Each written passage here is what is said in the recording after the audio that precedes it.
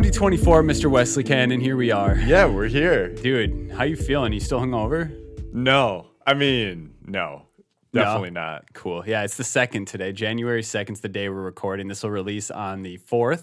Yep. In between then is my 37th birthday. Yeah, which dude, is tomorrow. What the hell? I know, right? You're I'm old. like, don't call me old. Were you just going to call me old? I think I did. I think I actually did say it You quietly. did? Okay. You can edit it. What were you going to say?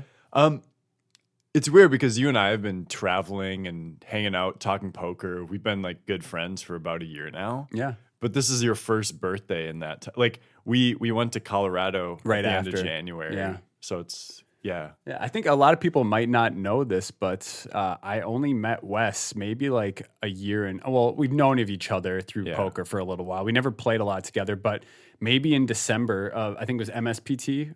You know what it was? It was day 2 of the Avalanche, January. Okay, it was day 2 of the Avalanche. I think we played on day 1 where I punted one of my bullets. We were playing with Blake. Do you remember that? Yeah, well, I bagged the chip lead from that day. I remember, yeah, you were. Did you really? I think I 3-bet squeezed like 8-9 of clubs from the big blind all in for like 9-7 of clubs. Yeah, that damn brain ears. With like an open and like 5 callers. And I think I had like 20 bigs or something like that. Yeah, it was a little ambitious, but early day 1. I think the next day you ended up bagging about as many. You might have been the chip lead from that day. I definitely bagged a heap on the next one. So anyways, we got sat together on day 2. And I don't remember exactly what happened other than that you 3-bet me with Jack Queen suited one time. Queen 10 suited. Oh, Queen 10 suited. It was spades, right? Yep. And it was on the bubble, but I opened 2x, and I'm pretty sure you 3-bet to like 3.3x or something. No, it was small. You know what it was? The blinds were 3-6K. You made it 13. I'm glad I can rely on you. I remember it all. I made it 33, which was, we both had a lot of chips, and it seemed pretty small. Yeah, and it seemed kind of like it seemed nutted. Yeah, I got scared. I don't remember what I had, but I'm pretty sure I either. You know what I remember. Yeah. Okay. Good. So the big blind, I think it was 3 putts. He was the short stack, and he kind of called it off for all in. Okay. And we were on the stone bubble too, so he could have actually folded. But so then you called. Flop was like ace 9 low card 3 hearts. And it was just a terrible flop for me. Yeah. So I see bet small because you and I had a. Did I have like 10s or jacks or something? You folded 8s. And which easy fold on that board. Yeah, you didn't have a heart, but it came running 8s. You would have hit that's quads. Yeah, that's right. That's how I remember it. Okay, I remember. So I remember I scooped a side putt because 3 putts. He had a very short stack. I think he only had to call off like son of a bitch. so yeah, you and I took down the side putt between us, but he beat me with just king jack high. I do. And I remember people came over to the table and were like, were they talking crap to you because you didn't bust it? Because it's like, oh, you bet into. You got me to fold the hand that would have busted the bow. But in hindsight, it's actually better for you as a player because not that what we're talking about, but right now you can punish the bubble more. Yeah. Anyways, and there was a side pot. Like, so I'm gonna take it down. We're on a tangent here. This is how we met. It was love at first sight, right? I mean, I'm just playing Doug. So during that tournament, I already knew I was going to go to Black Hawk, play some poker, do some snowboarding. And I think I randomly asked you if you wanted to come along. Is that how that went about? Because you had a free room and you said you were driving down there. So like, you can come along. Yeah. Said, sure. Imagine asking some stranger, pretty much a stranger, to go on a 13 or plus hour-long drive with you. We didn't even fly. I was like, hey, you want to come on a massively long ride? Like, you could have just been just terribly annoying, you know what I mean? Yeah. Or just an asshole or whatever it might be. But it bloomed into a wonderful friendship, and all of a sudden, a year later, we have a podcast. We do, yeah. Did a lot of traveling together this year. A lot of traveling. I can't even remember a ton of these spots that we went to, but we went everywhere, man. Mm-hmm. From Michigan to Iowa to Colorado, back to Michigan, back to Iowa. Yeah, Lots Vegas, of between. Oh yeah, a we different place Vegas. in Iowa. Yeah. We stayed in Vegas. So it's been an incredible year of friendship with you, Wes. I'm thankful for that. Yeah, you too, man. It's crazy how poker can bring create friendships and things like that. So super excited for that. Anyways, today, the start of the year, we're going to go over our resolutions as well as resolutions we think different players should have at different skill levels, just to kind of help you figure out where what kind of things you can work on. I think it's important to be honest with yourself as to where you truly are. And what I mean by that is we'll discuss, what we think a recreational player should study and maybe some resources that might help them. And then also what like regular players should study. And a regular is someone who plays, daily tournaments and stuff a lot, but kind of is in limbo, not getting a lot better. We'll talk about things they can do to improve their game as well as resources, all the way up to being an aspiring pro and things that they can do to improve their game.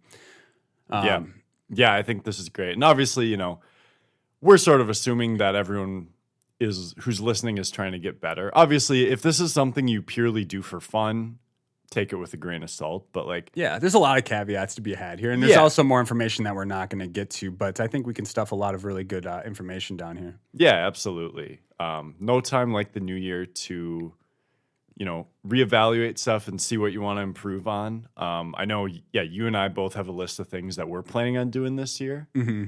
And we just have some good suggestions that if any of you out there are looking for stuff to help improve your game, we got some ideas. Yeah, I mean, that's what we're here for, Wes. That's what we're here for. This is a poker strategy podcast. We want to, not only improve ourselves, but help you guys at the same time. Yeah. Cool. Well, I think we should get into it. Cue the cards. All right. So first, let's get into, if you're more of a rec player, what we think you might be able to work on, and both some resources and some things you can work on. Absolutely. So I think this would describe someone who doesn't take poker too seriously, who plays, maybe a few times a month. Yeah. Or even less, yeah. Someone just plays casually. Yeah, someone who plays casually, but who would want to have a thing or two to get better at throughout the year. Someone who's newer to the game and is looking for some resources on improving. Yeah. So the first thing I want to get into is as far as things to work on. So your resolution for when you're at the poker table. Yeah, it's great. One thing you could do is always be aware of everybody's stack size at the table. And this is especially important if you're someone who plays in tournaments, because when you're making a decision at the table, it should factor in the stack sizes of everyone who's still in the hand. Yep. And so if you're not aware of this, you're already leaving sort of a variable out of the decision-making process. Yeah. So before you get into, studying strategy and figuring out what the right play is, mm-hmm. just being aware of everything that's going to go into that to begin with is a good place to start. So learning stack sizes, I think along with stack sizes is learning the positions at the table. Yeah. So, like under the gun one, mid position, where cutoff is, where hijack is, low jack, button, small blind and big blind. Like learn all of those and how that changes when you have a different amount of players at the table. Yeah, and I think a great way to do that is like when you are, if, for example, if I was coaching someone, or if mm-hmm. you and I were talking about a hand, we would talk about, okay, so this person who is in, the hijack or whatever position mm-hmm. they're in, they have 28 big blinds and they open. And so even if you're not to the point where you're knowing exactly what ranges someone should open from the hijack, just being aware while you're in the tournament, okay, so you see someone raise mm-hmm. and you have a hand, you're deciding about whether to play or not. Just think, oh, okay, what position are they? And I think I should clarify too, when I say stack size, I mean that in terms of big blinds. So how many big blinds does this person have? Yep. Because once you get used to knowing that sort of thing, that's when you can start basing decisions off of it. And it becomes second nature the more you pay attention to it. So you calculate it, and it might be slow at first. You might look at them. It's always easy at the 1K big blind level, isn't it? It is. Yeah. They made it 2 yellow chips and 1 purple chip. Yeah. 25. Yeah. Do whatever math makes it easy for you. And if it takes you a minute to get there, it's okay. You don't have a time bank if you're not online. So yeah, you don't. And don't worry about being perfect. I know for me personally, math has always been my thing, but it's not. You don't need to get this perfectly. Yeah. If the big blind is 800 and you see someone has about 30K, you can be like, okay, well, I know that's a little less than 40 bigs. So. Right, exactly. So 8, 16, 32, or 8, how many? 8, 16, 24 is 32. 30. Yeah, math. Anyways, so this is the category I fall under. I'm working to get from rec to reg. So You'll get there, buddy. Yeah, thank you. Anyways, so did you notice though the first thing you mentioned when starting that hand history is you mentioned the opponent's stack size, and you mentioned in terms of big blinds, and then you mentioned their position. Yep. So again, learning what the positions are and paying attention to what stack sizes are great places to start. You should always know that information in every hand you play. You should always know it, and then also make sure.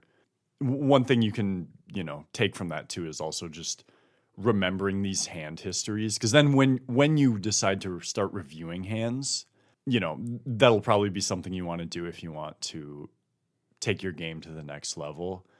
You will need to know this stuff too, so that you can kind of evaluate your play accurately. And you know what's cool about also doing these things? Well, maybe not the positions as much, but the math. But practicing that math in a game you love will help you use those skills in other places in your life, which we've discussed. Yeah. You know what I mean? Like, yeah, it'll help with your taxes or with whatever. Just, different types of things that require math outside of poker.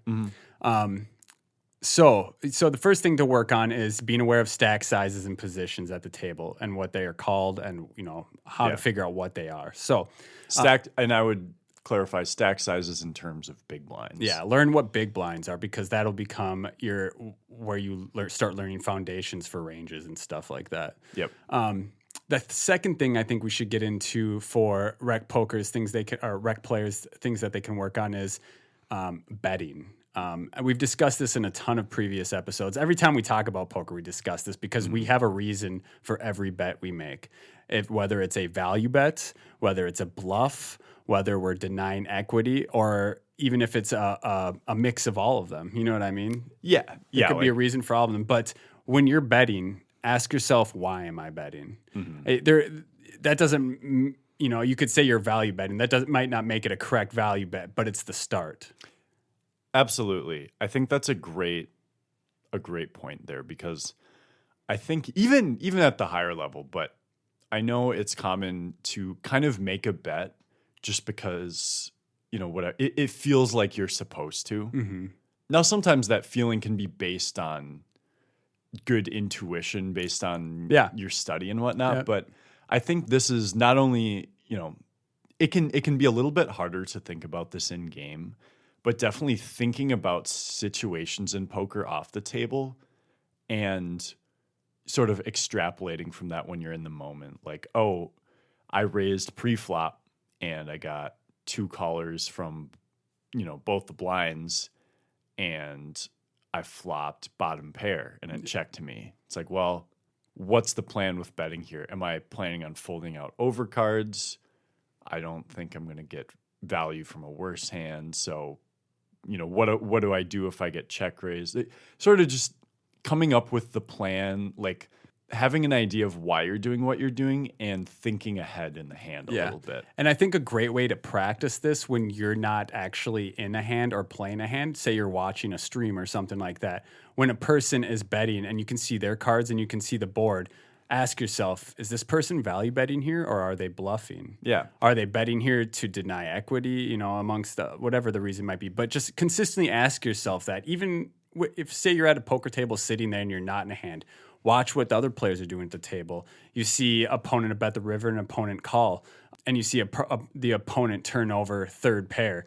Was he value betting that hand or was he bluffing that hand? It could, and in different situations, it can be different things, right? It all depends on the action, et cetera. But I think those are important things. Why are you betting? And always ask yourself that. There's always a reason. So yeah, always a logical poker-based reason. Because I know, it's easy to sort of make a play just sort of based on whatever emotion you're feeling at the time. Yeah. And so I think that would be another caveat. Could you explain that? Yeah. So I've seen people maybe, and I think we'll get into this a little more. I think this was kind of the next thing, but yeah.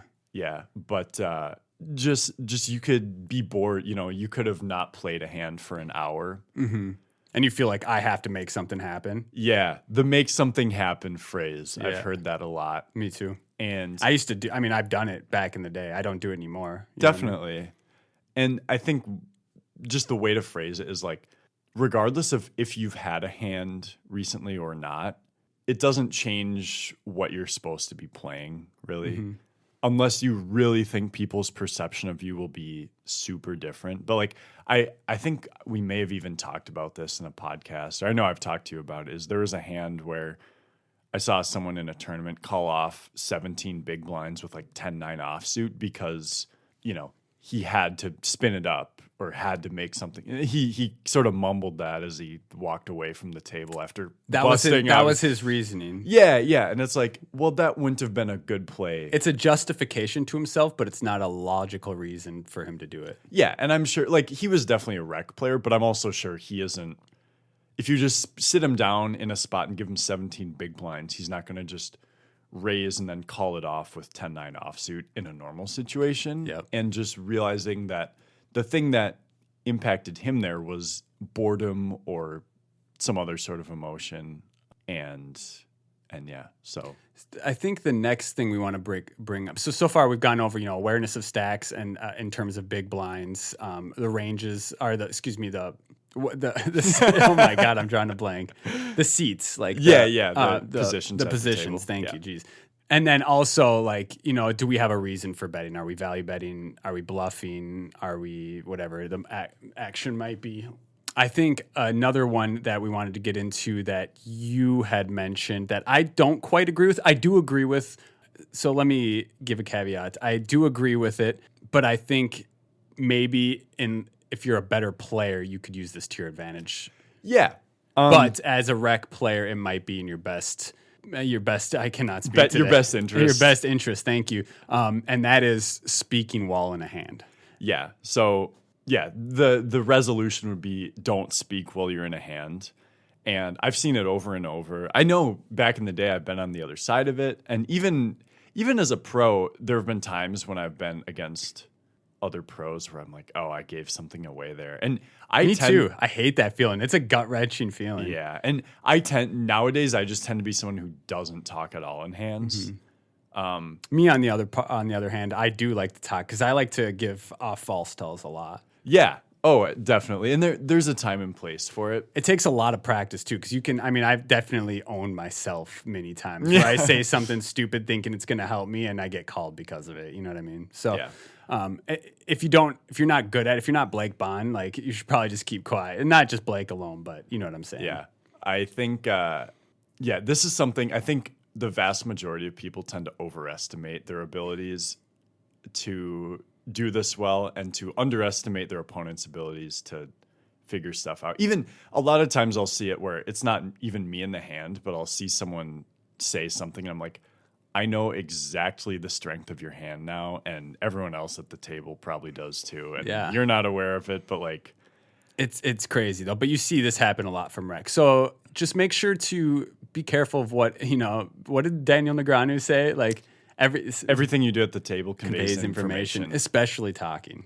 Yeah, especially talking. Like people can. It doesn't even have to be the words you say. It could be the tone of your voice. It can be the mannerisms of the way your body is moving. That's usually what it is. And I would also add that I think one of the reasons people tend to do it is because they've watched all this old footage of people playing Daniel poker. Negreanu, for example. Negreanu, and yeah, they just see all these players from back then, like, and they think it's so cool. Like, oh, they say these things, and it's like you're not them, and also. Players have evolved a lot more. Mm-hmm. People pick up on vibes from people pretty accurately, I think. Yeah. And don't be a robot. We want you to be social at the table. We're just trying to help you to make sure you're not giving out stuff you don't need to when in the middle of a hand. You're not in the middle of a hand for most of the tournament. You're outside of the hand. So and it's such a natural human reaction to if someone says something to you to respond. Yeah. And I would just say work on if you make a bet and someone's talking at you, I just stare at a card in the middle. And then there have even been times where after a hand, I'm like, I don't speak during hands. If it's something where it's like, obviously other pros. You're just like, I'm not trying to be a dick. This is just how it is. So don't, you know what I mean? Yeah, you can say that after. That's kind of you to even say that to them.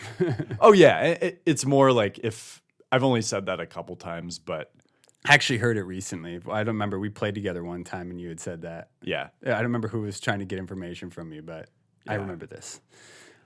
I don't know. I don't know when that was either. But anyways, so I think that sort of we have one more point as far as rec players. Well, actually, let's Yeah, stick one on that. I got one more thing I want to talk about. That is that not only does it convey information to other players when you're talking in the middle of a hand, but sometimes, especially for rec players, you lose focus on what's going on during the hand when you're communicating. So, for example, you get to the river and you're trying to recall what happened earlier in the hand to try and help you figure out, the puzzle of the hand. Should I call? Should I bluff? Should I, you're trying to figure out what you should do on the river, but you can't remember any of the action before the hand because you're too busy talking with people while in the hand. Sure, yeah. You can kind of lose the train of thought that you have. Lose the train of thought. Yeah, I think staying focused during the hand can help you come to really good decisions. So, and if you're good at balancing talking and paying attention, then you can move forward from there. But I think that's for players who are beyond the the recreational player type. Yeah, and me as a pro, like even if it's a rec, like sort of a rec or a non-professional talking to me during a hand, I'm not trying to engage. I just stare. Yeah. Stare. Yeah. And I think that's a good thing to do too. If you're a rec, find a card on the board and make sure you're balanced with it. I mean, not that it really people can't really tell you're staring. Anyways, find a card on the board, stare at it, and be consistent with it. It's a good rule of thumb. Yep. We got one more for recs that we think you can work on to help your game this year. Yeah. So the last one we got is working on being consistent with pre-flop play as far as bet sizings and your hands that you open or the hands that you play with. This doesn't mean, you don't have to like find pre-flop charts and follow them exactly. It more so means like have a pretty reasonable idea of what hands are good to play.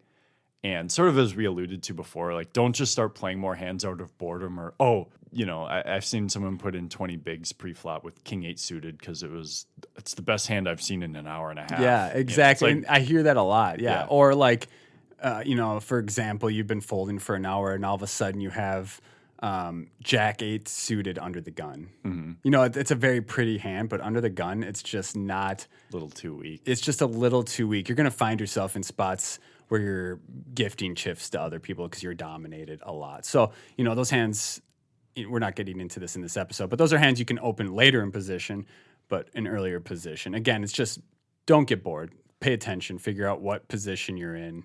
Big blinds. And be honest with yourself when you realize that, like, oh, I played this hand kind of ridiculously, and why did I do that? I wouldn't have usually done that. If you ever have that question to yourself, ask someone that you think is better than you.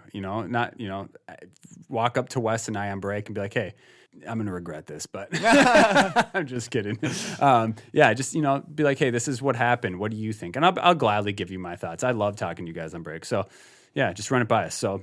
Yeah. I think that is what we have for recs.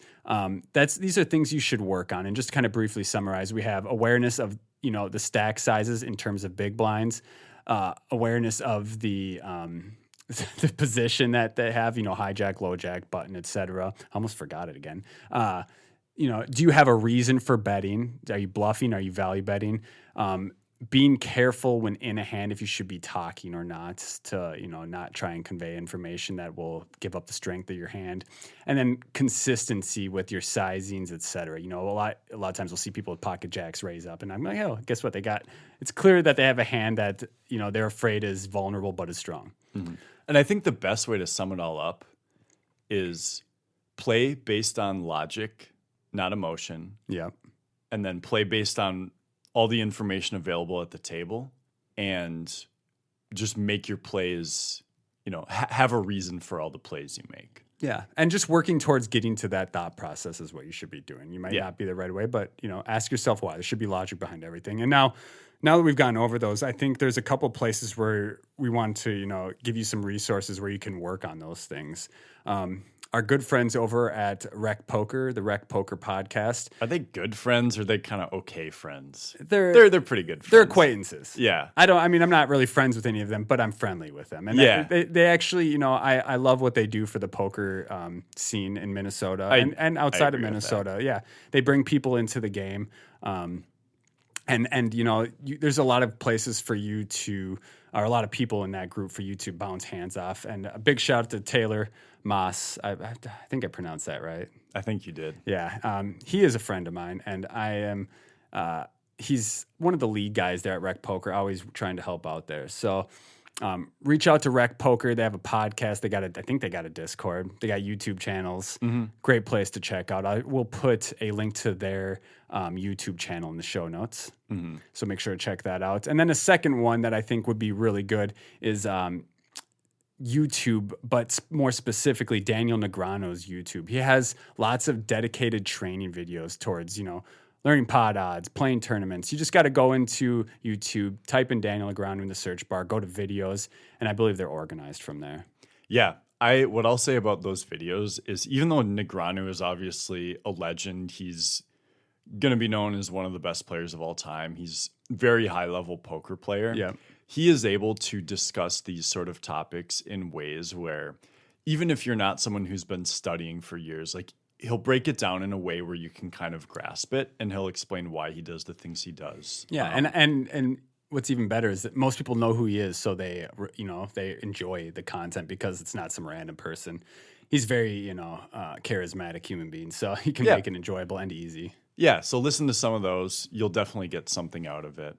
All right, so next let's talk about what some people can do to improve their game. If you consider yourself like a reg, or if you're a consistent player who, maybe you've lost a little bit or you're up a little bit, but you feel like you're a decent player, but you're not getting great results and you want to start getting I feel like this might be a majority of our listeners. This is probably a lot of them. Yeah, and I found myself in this stage for a very long time as I was, kind of learning the ropes of things. As you get better and better, you slowly work your way out of being the reg or the Ms. Reg, as we know some people. Yeah. So reg is just short for a regular. What we say, someone who's a regular would be someone who plays dailies, weekly, hits up, the running aces or any sort of like monthly tournaments as well, but doesn't play strictly for a living. And then also finds themselves in kind of like a stuck state of playing. Like they're extremely confident in the way they play, but they don't put effort into learning a lot and trying to become better. So they're kind of good at what they do there, but there's a lot of room for improvement. Mm-hmm. Yeah, no, that's a good way to describe it. So yeah, here's a few things that I've found that this sort of player could work on that would pretty quickly make some improvements. First is study pre-flop charts. You don't need to mimic them per se, but you should understand roughly what hands you should be playing from every position. Can you give a quick explanation of what a pre-flop chart is? Yeah, so if you look, you can find these online on a lot of different sites, but it'll say, okay, so... And we'll go over resources after this section for you to kind of figure that out, but... Yep, so we'll do that. So a pre-flop chart just shows you, okay, if we're in the low jack and it's folded to us, what hands should we be opening? Yep. Cash games and tournaments will be different. For tournaments, you'll have to be more specific. Like there are charts for different stack sizes. Mm-hmm. So that would mean either your stack or if you have a big stack but you have everyone covered, you're playing based off the effective stack. Yeah. And then there are some charts that'll show you, if under the gun raises and I'm on the button, what should I fold? What should I call? What should I 3-bet? And you don't need to go deep into the hands, post-flop type stuff. But this is all kind of like pre-flop stuff. Yeah. This is because, and the reason why we say pre-flop as to post-flop for, regs is because those are the spots you're going to find yourself in more often than the other ones. Yeah. 2 points. One is like pre-flop is probably what you should aim to play as close to theoretically correct as possible because the deeper you go into a hand, the more your opponent's mistakes will compound, or the more more deviations will be made. The less close to theoretically correct a hand will get. Okay. But I would also say if you're going to play pre-flop charts to a T, there are certain hands that are on the cusp. Like, this is if in a tournament it's like you have 9-7 suited in the hijack. That's kind of like you're supposed to open, but it's barely profitable. Mm-hmm. So kind of the way you should take that is not like I should play this hand all the time. It should be, well, if I'm against opponents that are going to outplay me post-flop, I should be tighter. But if I'm at a table where I'm better than most of the other players, I should play those hands and then maybe even loosen up and add like a few more slightly weaker hands. And so these charts aren't something you should aim to mimic, but rather to understand, why the general like cutoff point of what hands you should be playing. And then also if there's a spot where you're four betting, like, oh, interesting. Well, what should I four bet besides aces, kings, ace, king, and queens? Yeah. If I want to work in a bluff here, what European aces? Yeah, ace five suited, right? or ace four suited. Yeah, and there's some different situations where it's different types of hands, but it's not. If you see those hands on a chart, it's not to say you should always do this. It's to say like, if I feel like I'm in a spot where it would be good to bluff here, what hands should I be more willing to do that with? I like it. Okay. So yeah, studying those charts is the first one. Second one, I think is, and this is now that we've opened pre-flop correctly because we've studied our charts, the next thing we're going to run to the most often is c-betting, whether we should be c-betting and whether we shouldn't be c-betting. And now the second thing we want to discuss is what sizings do you want to c-bet if you're c-betting on different board textures. So for example, on an A7 deuce, we can, and a rainbow board, meaning, it's all different suits. Typically, we're going to be betting a lot smaller on these types of boards because, typically we have range advantage. There's a lot of different reasons. We're not going to get into that, but just as kind of like an explanation, we'll be betting smaller on those boards. We'll be betting small on monotone boards like, three hearts, even if we have a very strong hand on them. We're not talking about the strength of our hand, but figuring out what sizings you should use on different boards and against how many opponents are in the hand. Mm-hmm. Yeah. It can get tough too. It can be tough. And again, it's not about imitating a solver or imitating what you think looks like the right play. It's thinking about going back to the other point we made, like thinking about what you want your bet to accomplish, but also understanding that your individual hand strength is not the only factor. It's your range. Over a bunch of situations, like what is a way I can play my hands on this board where my opponent won't know if I'm weak or strong. Great. So again, it's not just about playing your hand on any given board for the sizing, but what your range is and what your opponent's range is and what you're trying to accomplish there.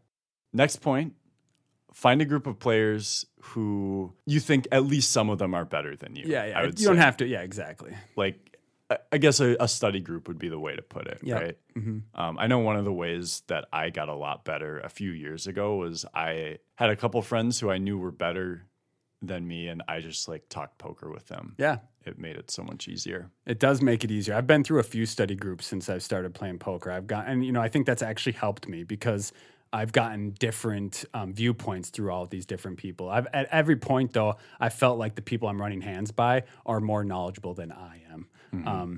Just because I want to get their insight, right? Like that's how I improve is by trying to, view something from a point that's different from mine, from someone who has experience. And have you ever found that like if you're better than a player, explaining stuff to them can help you sort of reaffirm stuff? Absolutely, yeah. But I think it's also important if I'm on that side of things to be completely honest and not just try and make myself look like a genius. Oh, absolutely. Yeah. But yes, definitely like being, a great example is this podcast. Like I know a lot of this stuff, but discussing it all to you guys helps ingrain it into my system for when I play. Mm-hmm. Yeah. So I think, have a study. Find a study group. And to plug, the Suited Kings Discord channel is a great place to discuss hands. We already have people in there talking hands every day. A lot of good different, a lot of input onto those hands. So it's a great place to throw a hand into, get some feedback, and grow from there. If you haven't joined the Suited Kings Discord yet, make sure to check out my pinned tweet at Deuce Nukem. It's right there on top. Click it, hop in the server, say hi, get better. Definitely get better. That's like a commercial. That's pretty sick. Good practice. Thank you. Yeah. And then there's one more. And this one, actually, I admittedly am working on this year myself, even though I consider myself more than a reg, is tracking my results fully and honestly. It's not that I haven't been honest with my results over the year, but I do track like my live results completely, but I never tracked my online results. Like, I don't have a huge volume before, so I took a few years off previous to last year. But last year I started getting back into the mix a lot, and I while I had success, I haven't tracked the success. So even if it wasn't success, I haven't tracked it. So. Yeah. No, you did. I think you did well though. Yeah, definitely did well. But my point is that I think keeping that information handy each year is a great way to track your progress. It's a great way to keep you honest with yourself and figure out where you're at in poker in general and how to improve from there. I agree. I know for me, I started fully tracking my results probably a little over a year before I played full time. And I had already been a winning player up to then, but I found that once I was tracking, I started winning more pretty immediately. That could have just been a coincidence, to be fair. Yep. But it does really help you evaluate stuff. And I will say, like this last year, I had a very good, even though I don't play as much cash, I did quite well in online cash, but I actually didn't do as well in online tournaments as I did the year before. And so that's a good data point for me, especially since I had, a couple pretty big live results where I'm like, okay, I don't know if I'm actually playing as well in tournaments. Maybe I'm making these adjustments to live tournaments, but maybe I'm playing the way I'm playing online now is too much of how I would play live, and maybe I need to, maybe I need to study some stuff. I think you make a great point, and keeping track of your results fully is a great. It's just a great way. Like for example, if you were to have a winning year, it might make you more confident to see those numbers, and that will help you mentally throughout the next year.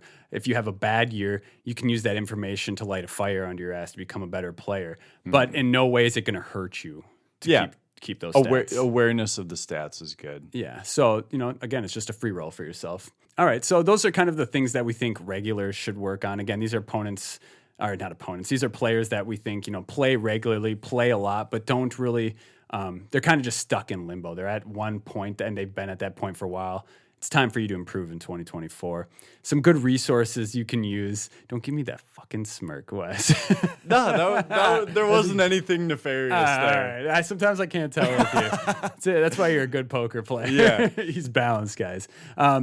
Anyways, so this resource Wes introduced me to when we first met, he was actually, he contributed a lot to this podcast. And I think they are super good at, first off, they're a great podcast. They're pretty big. They talk a lot about professional poker hands. I think they discuss a lot of like TV hands and things like that. Some of them are not pros, and then some of them are like with some of the best players in the world. But to my point, it's the Poker Guys podcast. Yes. They call it The Breakdown, I believe. Yep. And so I'll let you kind of talk more about that since you introduced me to them. Yeah, so it's probably been 8 or 9 years now. They break down hands. They'll do one hand per episode, and they'll really get into the thick of things. And what I found is, man, for years it was a resource I used a lot, not only for entertainment, but yeah, they're funny. It really helped me think through hands in specific ways. That was where I first learned about counting combinations of hands. Yep.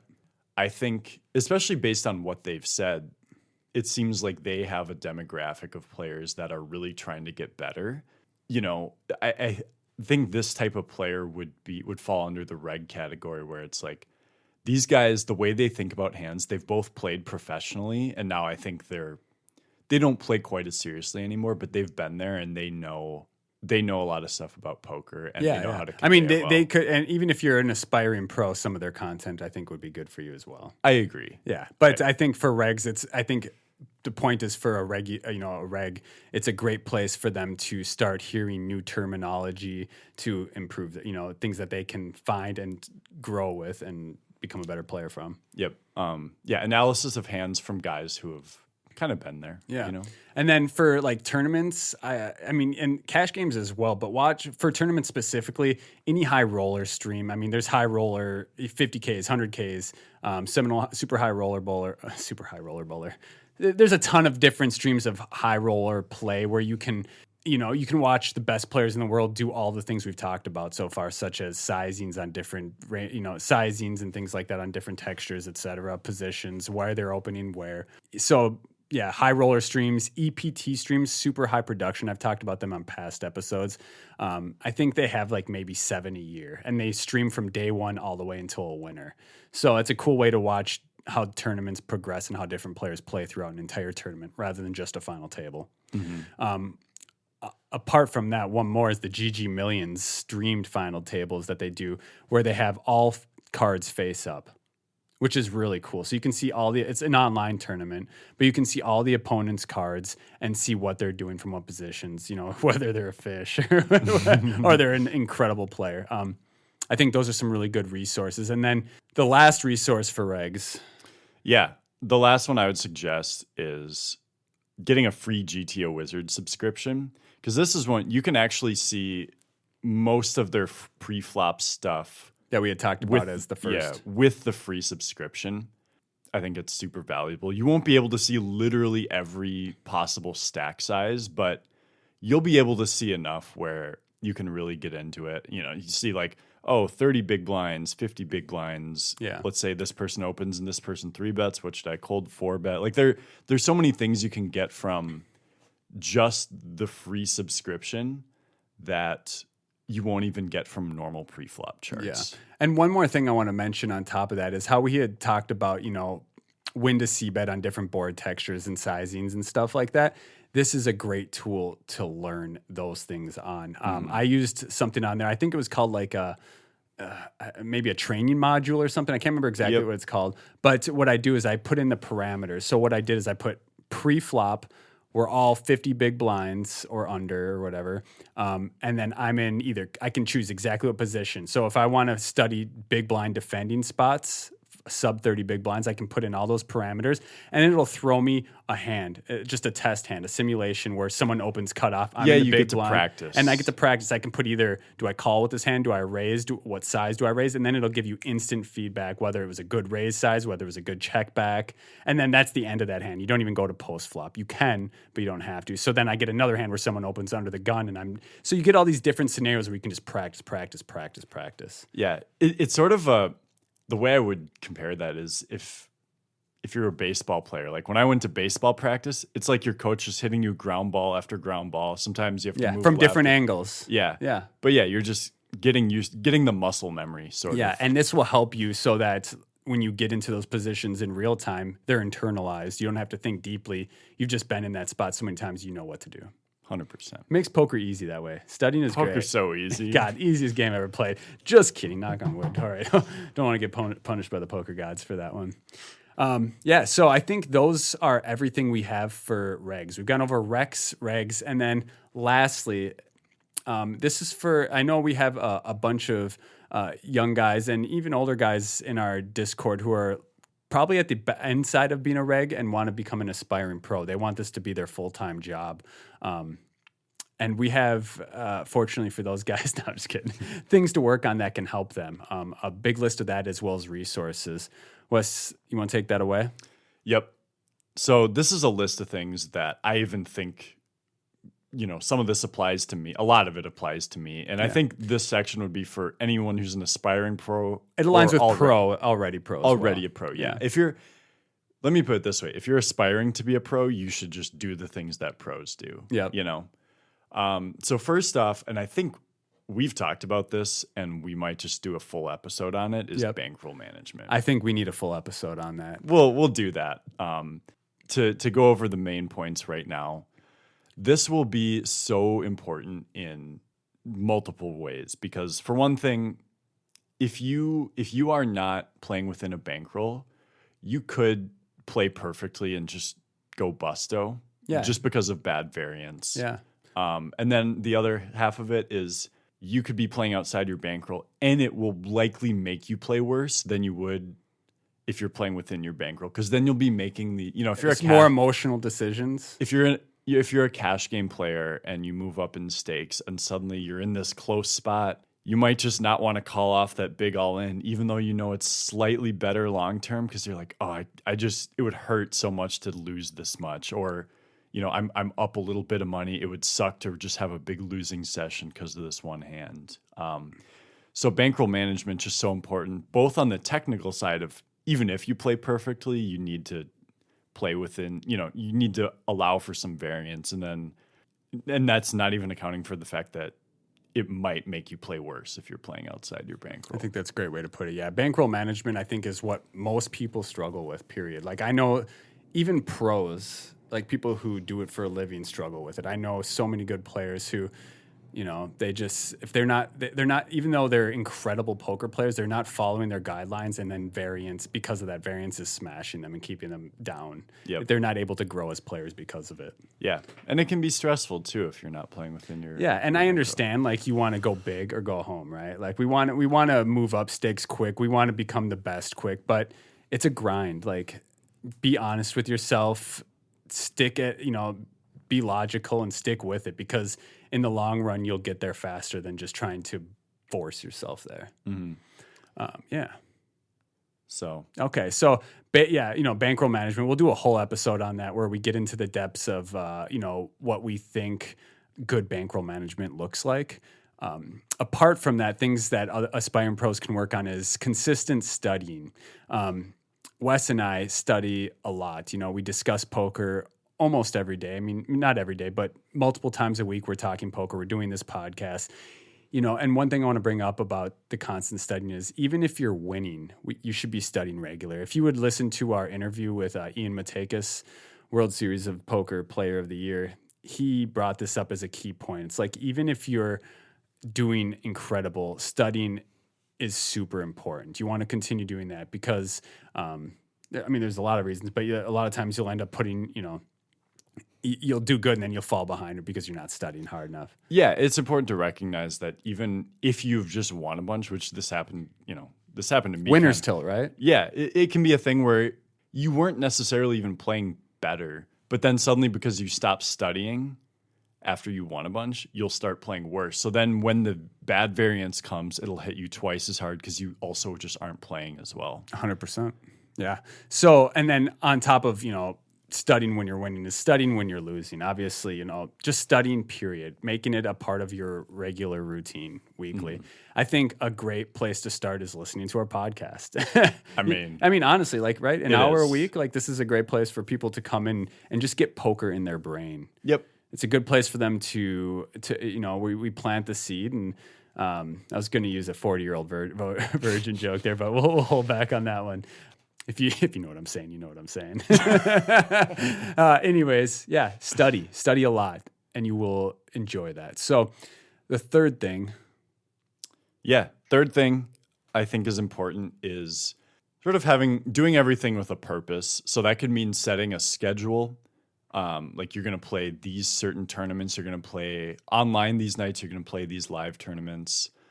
I think this is one that a lot of pros or aspiring pros don't follow. Yeah, and I'm not great with the whole schedule thing. We are going to talk about our own resolution, so I'll get into more of that later. But yeah, and I think just being intentional with everything. Yeah. Like, if you're an online grinder and you have a few tables going, you don't have to register every single tournament. Like, it's probably going to be more profitable for you to play the few good tournaments that you want to play and then not have all these other tables going on. You know, it's also like, if you have a day one of a tournament, I'm thinking like you and me in Iowa when we're playing at Riverside, like the last couple times in Riverside, I've gone right before day one starts, I've gone on a long walk. Yeah. To just sort of clear my head. Regularly you do that, yeah. Yeah. Get the blood flowing. So doing stuff like that to just make sure you are at your A game. Yeah. Because I think there's two sides of being a pro. There's improving your game through all the technical stuff, the studying, thinking through hands, whatever.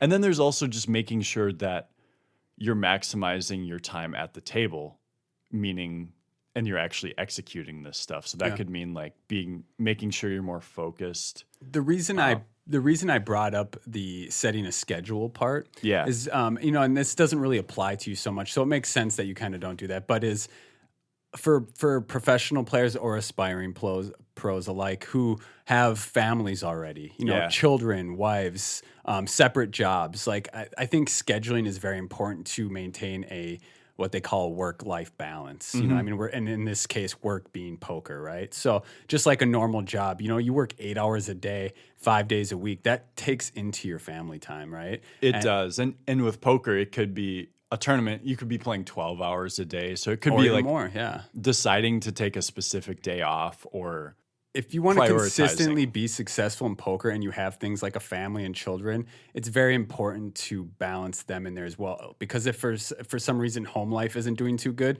that will bleed into your poker game.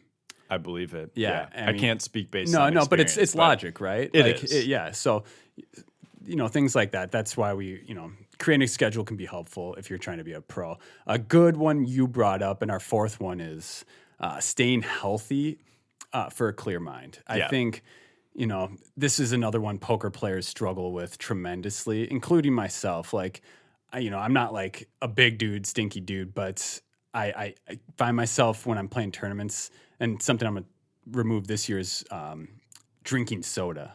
There you go. Like, I find myself going up to the soda machine, coming back to the table, drinking a soda while I'm playing.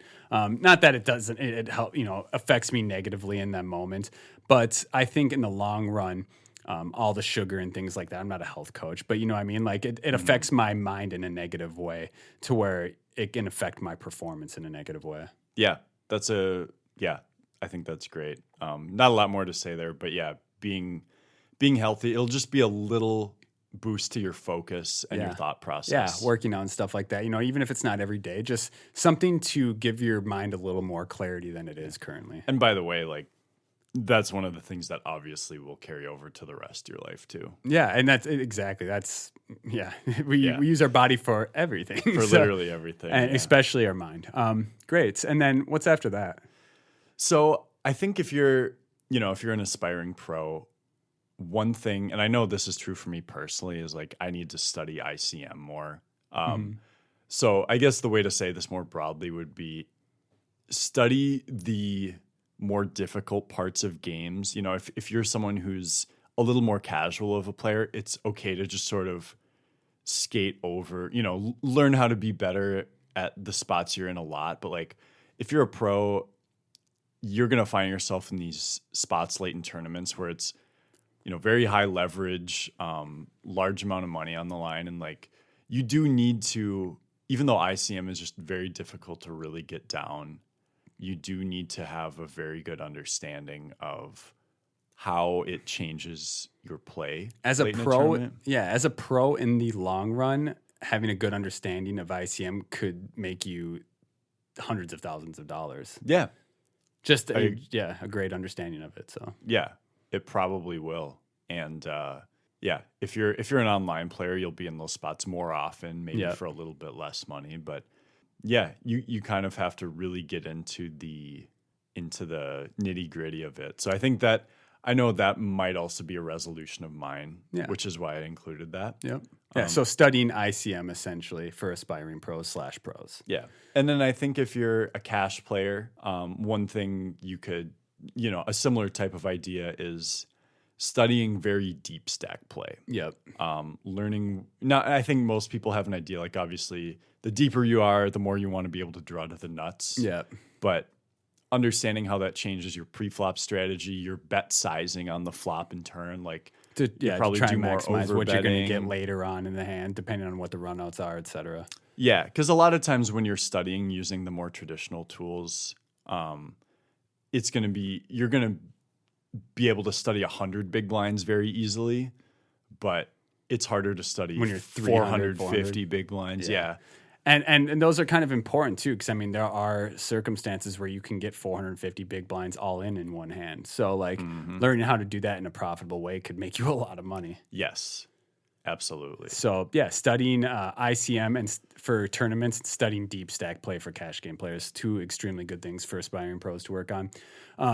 Let's get into some resources that these pros can use to try and get better at those things. I think the first one we can do, and that you're really good at, I'm now getting better at, is study tools. Yeah. GTO Wizard, Pio Solver, Poker Academy. There's a lot of them out there. Yeah, there are a lot of things like this. So I would say that I would maybe break it into two categories, and I would say there's solvers and then solver tools. Okay. If you're a pro, it might be the case that you're more of a feel player even, but even so, your feel needs to be based off of, what is actually correct. Yeah. Your deviations should be what would, you're deviating from what would technically be correct in the moment. You know what I mean? So it's very important to use these tools at least to an extent if you're going to be playing full time in this day and age when most pros are using this stuff a lot. So GTO Wizard is great. It's a solver-based tool. It's a little bit harder if you're putting in your own hands, but it's very good for studying if you're just curious. Okay, Like simulations. Yeah, simulations are like, I want to know if I 3-bet pre-flop and get called by this position on this flop, if we both started with 40 bigs, okay, what should I do on this flop with all my different So hands? instead of doing like a more specific hand, this is a tool where it gives you an overall like what you should do with each hand. Yes. And I think, and so the actual solvers like Pio Solver. Yeah. That's where you put in one or criteria that. Yeah. And it'll do that too, but the difference is, so GTO Wizard, if you put in your own hand, once you deviate from theoretically correct, it'll sort of, for lack of a better term, it'll malfunction. Like it won't continue past that point in the hand. Okay. But you can look at what the correct way to play a specific spot would be. Something like Pio Solver would be, you can put in your own hand and you can give it a few different bet sizes, whereas GTO Wizard has pre-selected bet sizes that it chooses from. Mm-hmm. And I think you can change those a bit too, but like Pio, you can have a lot more malleable stuff. Like you can assign pre-flop ranges to you and your opponent, whereas GTO Wizard is going to be based off of what the quote-unquote correct pre-flop ranges are. Okay.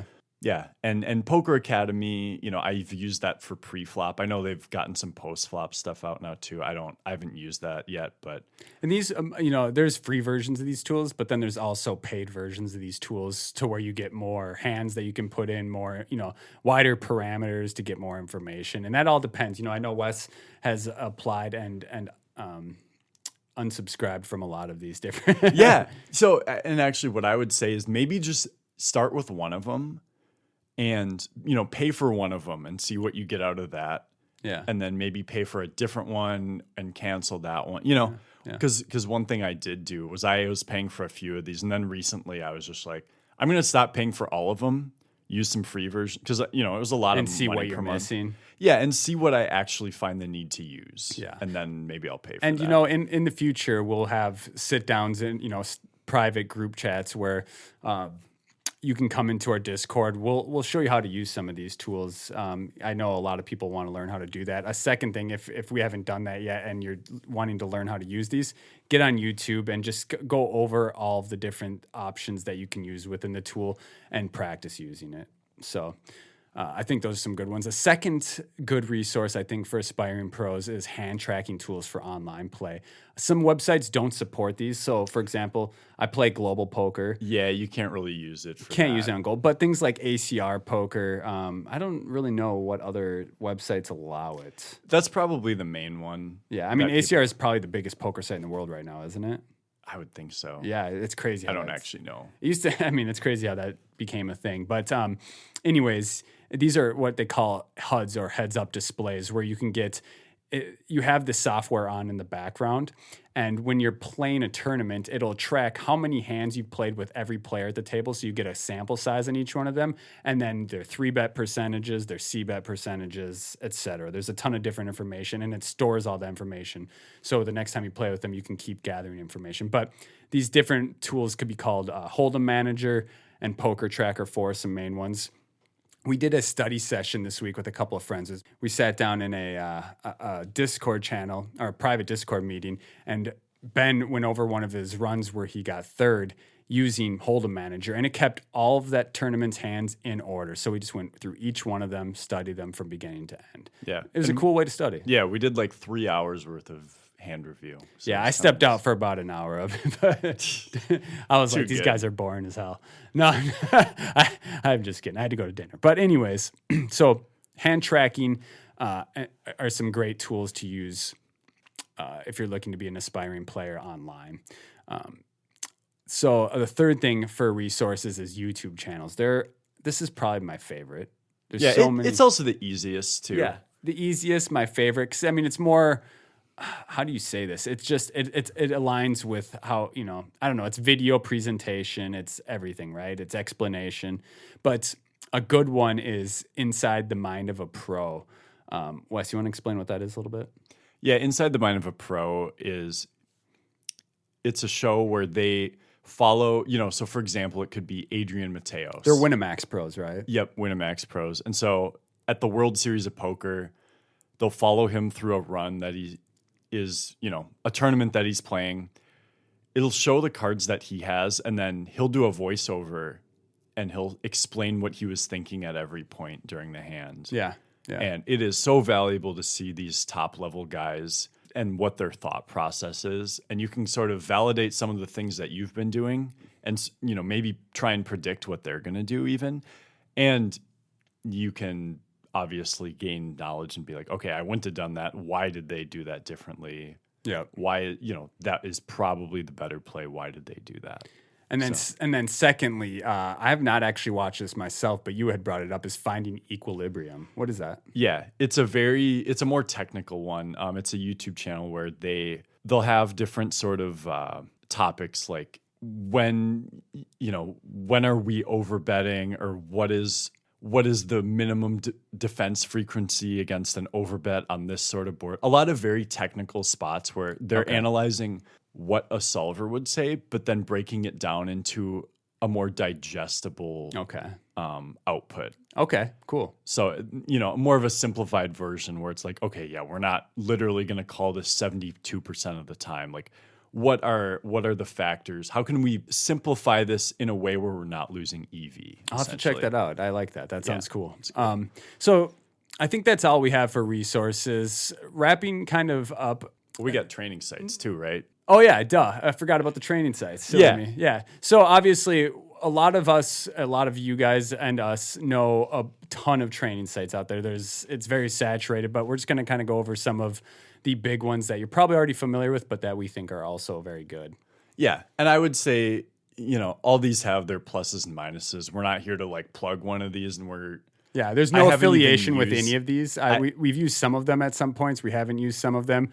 They're just the ones that are the biggest and we've heard good things about. Yeah. Or have used a little bit. Yeah. So Upswing, Run It Once, Learn Pro Poker, Chip Leader Coaching, Jaka Coaching, whatever Jonathan Little's site is Coaching, called. Yeah. I'm not sure. But yeah, basically all of these will have some of the same characteristics and they'll have some of their own unique things too. Yeah. I would suggest just try one of them. Yeah. You'll get plenty of good information. Just like the solving tools, a lot of these websites have, basic free subscriptions that don't cost money where you can get some stuff, get a taste of it, and then you can pay for like more content, things like that. Yeah. And if you're an aspiring pro, my recommendation would be find one and pay for it. Go hard at it for a few months. Yeah. And then get what maybe you can out of unsubscribe. it. Yeah. And then I know there was a course that I had purchased last year on Upswing that I thought was really good. I forget what it was called at this point, but it's tournament mastery of some sort. But it was Darren Elias and Nick Petrangelo, and they go through everything tournaments from the beginning stages to exploits to endgame and everything in between. It's a ton of content. I thought that was really good. Check that out on Upswing Poker. Mm-hmm. Just very valuable to hear some of these absolute top level guys talk about their decision making. And this has got to be the best way. Yeah, and these poker sites, all the ones we mentioned, are created by the best in the game. Mm-hmm. They have the best players, everything. So just to kind of summarize things we think aspiring pros should work on, we got bankroll management. Looking forward to a future episode on that. Consistent studying, setting a schedule to balance home life, if you have family, etc. Staying healthy, to just give yourself that little bit of extra clarity when playing. It can come in a lot of forms, from working out to removing soda from your diet, whatever. Mm-hmm. If you're a tournament player, studying ICM. And then if you're a cash game player, studying deep stack play. 100%. Cool. Yeah. And if you're an aspiring pro, just make sure you have some sort of training site, solver tool, something you're working on. Yeah. Well, we've gone through what we think's good for the recs, for the regs, for the pros. Let's talk about things we're going to work on and wrap it up here. Yeah. What are our New Year's resolutions for our poker game? Yeah, I'll go first here. All right. So I mentioned this earlier in this episode, but documenting all tournaments, live and online results. So I currently keep track of all my live stuff. Now that I'm playing a bigger online schedule, I'm going to start tracking that cash and tournament to the dollar, being honest with it, and that's what it is. So yeah, document all tournaments live and online. Second one is going to be setting a weekly schedule for online. I am one of those people. I get married in 3 weeks. Yeah. In 18 days from today, I'll be getting married. So I want to make sure that I'm successful not only at poker, but in my relationships, right? I think setting a schedule so that my fiance has an expectation of when I am and not going to play will make life easier for us at least. So that's kind of where I was going with that. Kind of one thing I wanted to mention that's not a goal is that I'm not going to be setting a monetary goal. With variance in tournaments and stuff, I think trying to set a monetary goal you might just set yourself up for failure because variance has a long play over just 1 year. So I'm not going to give myself a monetary goal, but I'm going to give myself achievable goals that will give me the best chance at making the most money. I think that's great. Yeah. So, and then another one that I'm going to do that you liked a lot is less distractions at the table. We talk about this every year. Put my phone down, get off Twitter, have conversations. Don't be a robot, but don't talk the whole time. You know what I mean? Like, have moments for it, be social, but pay attention. That's what you're there for. We're here to make money, especially if you're an aspiring pro. Second to last is going to be play 8 MSPT stops. I think I played like 12 this year. It's somewhere around there. I think I did 10, so I think we did about the same amount. Yeah, 10 to 12, somewhere in there. But this year, I have it set to play 8 MSPT stops at a minimum. I'm going to be doing, and these are all going to be like the Midwest ones. I'll probably end up doing around 10 to 12 again. At minimum, I'm going to do 8. That's 2 times at Riverside, 2 times at Grand Falls, 2 times at Firekeepers, 2 times at Running Aces. That meets my goal, and then I'll do whatever extra on top of that, like Vegas, etc.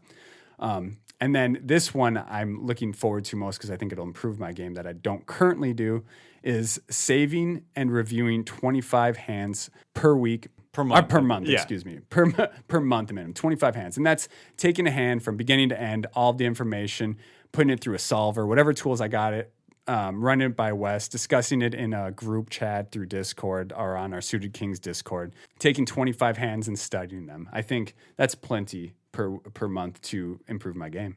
Yeah. Yeah, so that's I like those. Yeah, it's a lot of stuff, but a lot of this stuff will, come naturally of things I want to work on, and I might fail at some of them as well, but I think these are things that I can do now that will help me in the long run. I agree. I think that's great. What do you got? So what I have, the first one I wrote down is review 1 spot per day. And that doesn't, so to be clear, that's not like a hand review. That's like going in depth on a solver tool and taking a look at one specific spot. Like the other day, or I guess it was yesterday, I did 30 big blinds, 3-bet hijack versus low jack calls. I looked at a specific run out and what would happen based on a couple different bet sizes, or if, a check raise versus check call, what hands do we want to go certain sizes with. I think that's great. I think that will help you on your daily grind too. Just being fresh on the mind. It will, yeah. And it's not so much, and I think this is good for everyone to know. It's like, it's not about really memorizing that spot. It's just thinking, okay, what hands is it bluffing, value betting, and why? And how is this tool expecting to, your opponent to react? And so you can look at how your opponent's supposed to play that spot and be like, okay, well, so if it's a super tight player, I'm going to adjust this way. If it's, a splashy player, I'll adjust this way. And so really it helps you come up with decisions as to why you're betting or why you're folding, all sorts of decisions at the poker table. So just doing 1 spot like that per day is going to be a goal of mine. Going off of that, I think weekly hand reviews, and this is going to be, I think some of this will be with your 25 hands per month. Yeah. You would mention that we did a Discord group study session. Yep. We'll be doing those. So I just want to do, every week I want to do a study session with you or with someone else or with a group of us. And it could be some of them will be reviewing my hands. Some could be your hands or another. Yeah, it doesn't friend's have hands. to be my hands. It's just reviewing a hand, right? Yeah, it's just hands from our group and sort of thinking through it. I think those study sessions are really valuable. Not only, I get to hear what you guys have to say about different spots, see how you played something, but also I get to voice my ideas and, have them sort of bounce back. Yeah, like see what you guys think of them. A lot of times we'll end up agreeing on a lot of stuff, and then there'll be plenty of times where I'm like, oh, I totally didn't think of it that way. Yeah. And same here, vice versa. It goes both ways. And that's where you grow, right? Yeah. That's where you're like, okay, this is why I do this. Yeah. Similar to what you were saying, I want to, when I'm playing both live and online, put my phone away. I can check it on break if I want. But I've done some of this over the last couple of years, and I've noticed like I'm just slightly more focused. If I just have my phone off and in my backpack or something, it just slightly improves my focus. And I'm like, well, I'm a professional. Why am I not just doing this 100% of the time? Yeah, you do that. Yeah, exactly. And it's not hard to do, right? I mean, it is kind of hard to do, but I mean, it's probably harder in online where I'm usually on my own. Yeah. But yeah, I think that's a good one. It's very specific, and I know it'll have immediate results too. Cool. The last one that I also sort of alluded to is being a little more selective about my game choice or my game selection, playing less tables online sometimes. I think as far as live tournaments, I select pretty well, and I could even be a little bit more aggressive about what tournaments I play. But online, I'll find myself playing like these few tournaments, and then, I'm going to register this 33 turbo because why not? And I'm like, but that might now affect your other tournaments because of the quality of input you're getting to put into those while having more tournaments open. Definitely. I've played up to 10 tables at once before, and I know that at 10 tables, I'm definitely losing some focus, whether it's I might accidentally time out or I might make a quick rash decision because I was about to time out. Just not, if I'm having decisions in multiple tables at once, I'm going to lose EV at each of those tables. And also fighting tilts, you bust a tournament and all of a sudden that might affect the tournament right next to it. Yeah. I've had times when I bust 4 tournaments in like 2 minutes. Yeah. And you're just, all of a sudden you're in a bad place mentally. You're like, wait, where'd half my screen go? Yeah. And so I think for me personally, 5 tables is probably the most. 4 might be the most optimal. That's for me. I try to only do 2 at a time. I know, whatever, call me a simpleton. I don't care.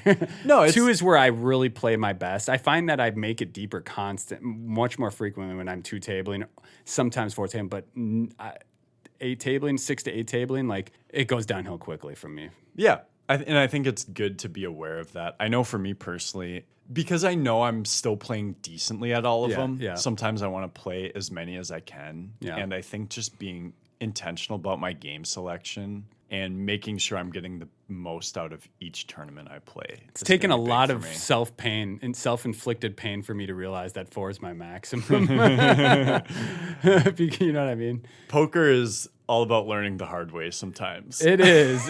It definitely is. Well, Wes, another fantastic episode, another fantastic discussion. I'm looking forward to an incredible 2024. No matter what the results are, I'm going to put my best foot forward to become a better player, to have better results, to become a better person outside of the poker table, have better relationships, be more meaningful with my decisions. And I can't wait to do a ton of traveling with you this year. Yeah, it's going to be a lot of fun, and we're both going to win a lot of money. I sure hope so, man. Yeah, I think on our list, we're both going to win $1 million this year, I think. Yeah. I didn't set a monetary value, but $1 million is what I'm yeah, it's reasonable. It's definitely reasonable. It's just, if we get there early, I don't want to stop there. Right. We can't stop. Yeah. And won't stop. Happy New Year's to my friends. One last plug. If you haven't yet, join the Suited Kings Discord. Get your hand practices, our hand histories in there. We'll discuss them. It's not funny, Wes. We'll discuss them and, break them down, help you improve your game. Make sure to check out my tag tweet, at Deuce Nukem on Twitter. Wes, what are we going to do this year? We're going to win. We're going to win. All right. Happy New Year's, guys. See you next week.